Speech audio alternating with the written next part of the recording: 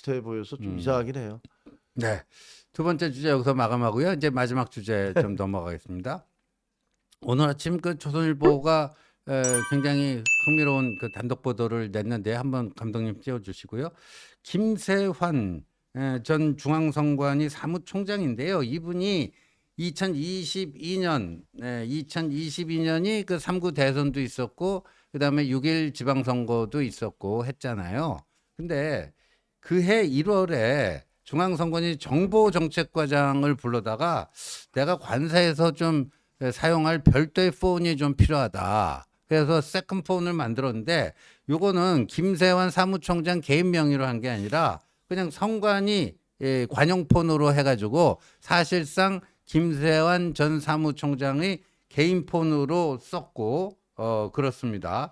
근데 이 감사원이 이 선관위 감사하다가요 2023년 6월에 이 세컨폰의 존재를 알게 됐다. 세컨폰의 존재를 알게 됐는데 근데 이분이 2022년에 퇴직을 하면서 이게 반납을 해야 되잖아요. 자기 게 아니고 선관 예산으로 사고 그랬으면 갖고 나갔대요. 갖고 나가고 아직 최근 그 문제가 될 때까지 적발될 때까지 선관위가 그 전화 요금을 계속 그 납부를 하고 있었다는 거예요. 야, 정말 파렴치라는 단어밖에 생각이 안 나요. 네, 그런데 저거 반납해라. 감사원 감사로 적발이 되고 세컨폰 반납해라 했더니요.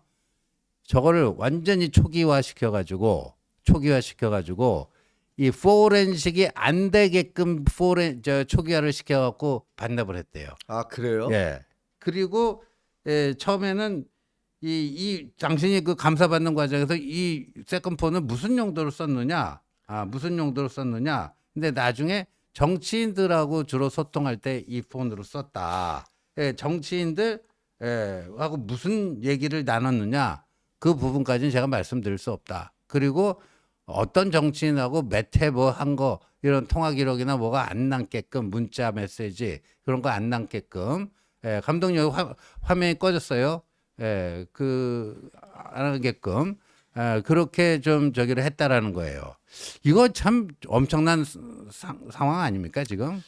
그렇습니다. 보면 선관위가 지금 선거 부정을 믿는 분들이 굉장히 많잖아요. 네.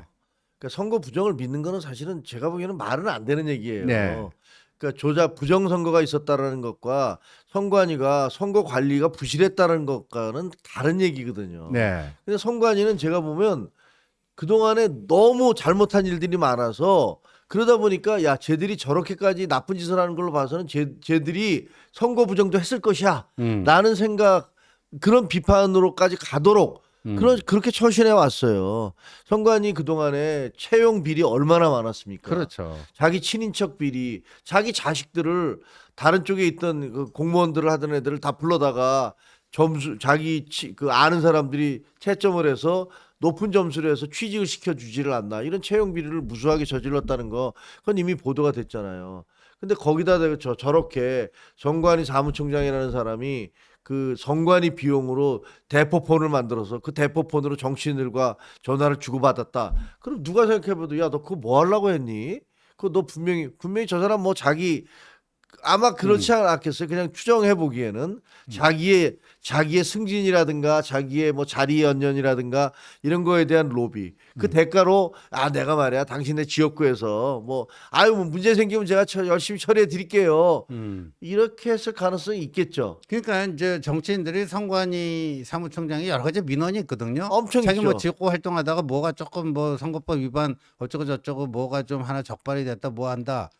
근데 그거는 선관위가 이거를 어떻게 보는가에 따라서 문제 삼을 수도 있고 그냥 덮고 지나갈 수도 있고 뭐 그런 것들. 네. 주로 이제 정치인들이 선관위에 민원하는 게 그건데 뭐 그런 용도로 이걸 쓴 게 아닌가. 이런 의심은 안 할 수가 없는데 근데 이제 어제 헌법재판소가요.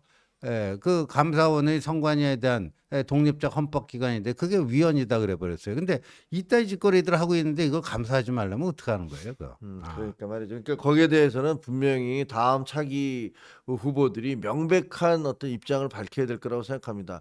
선관위가 이렇게까지 의심을 받고 있고 이렇게 복마전처럼 움직여가고 있는 것들에 대해서는 정치권의 어떤 뭐랄까 무관심 혹은 정치권의 비호 예. 그리고 선관위 눈치 보기. 음. 어쨌든 선관위가 목줄을 쥐고 있으니까 네. 이거는 뭐 말이 안 되잖아요. 그러니까 그런 것들 때문에 지금 한동훈 대표 뭐 예. 나왔네요 또. 예, 방금 전에 한동훈 대표가 이것과 관련해 갖고 또 오늘 벌써 페북 메시지만 두 번째 내는데 청년들의 꿈을 짓밟은 대규모 채용 비리, 사무총장이 정치인들과 통화하는 데 쓴 세컨폰 제대로 감시받지 않아 왔고 이제 헌재 결정으로 감사원 직무감찰도 피하게 된 선관위의 현주소입니다.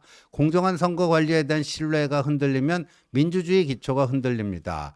제가 법무부 장관으로 일하면서 수개표가 반드시 필요하다는 의견을 내고 비대위원장과 당대표를 거치며 사전투표도 관리관이 직접 날인토록 하고 사전투표를 없애고 대신에 본투표 기간을 연장해야 한다고 공개적으로 주장해온 이유입니다. 햇빛이 들지 않는 그늘에서는 곰팡이가 쉽게 자랍니다. 선관위 구석구석 햇빛이 들지 않는 곳이 없도록 커튼을 열어줬어야 합니다. 선관위가 더 이상 가족 회사여서는 안 됩니다. 뭐 이렇게 메시지를 넣네요. 저거 읽어보면 말이죠. 네. 저거 읽어보면 제가 저한테 이런 거 물어보는 분들이 있어요. 그거 한동훈 대표가 쓴 거 맞아요? 아 정치인이 그렇게 글을 잘 쓴단 말이야?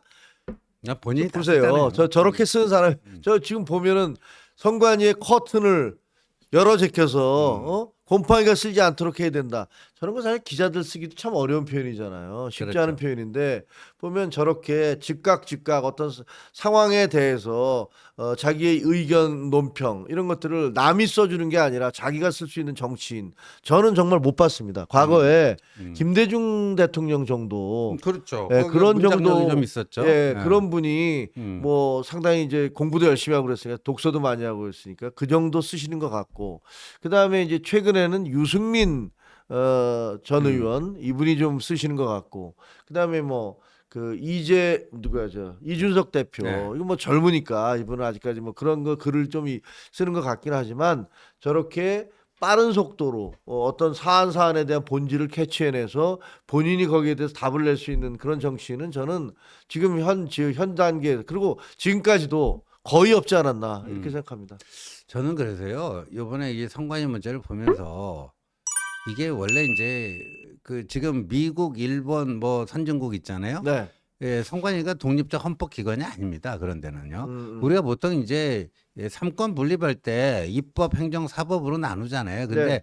우리 보면 이제 헌법재판소와 선거관리위원회가 그 이제 입법, 행정, 사법 어디에도 속하지 않는 별도의 독립적 헌법 기관이다 하는 건데 이게 원래 이제 선거가 3.15 부정선거 당시에 그 내무부에서 이제 선거 관리하는 국이 있었단 말이에요. 그렇죠. 내무부가 지금 행정안전부입니다. 음. 그 부처 내에 선거관리국이 있었는데 그래서 이제 그거를 제대로 해보자 해갖고 선거관리위원회가 만들어졌는데 1963년도에 박정희 대통령이 집권하고 나서 그렇죠. 바로 3.15 부정선거 같은 게 다시 이루어지면 안 된다라고 해서 선관위를 만들었죠. 그렇죠. 그런데 저는 이제 이번에 그 개원을 할 때 네. 선관위를요 행정부 소속으로 감사원처럼 정부 소속으로 좀 바꿔야 된다고 봅니다.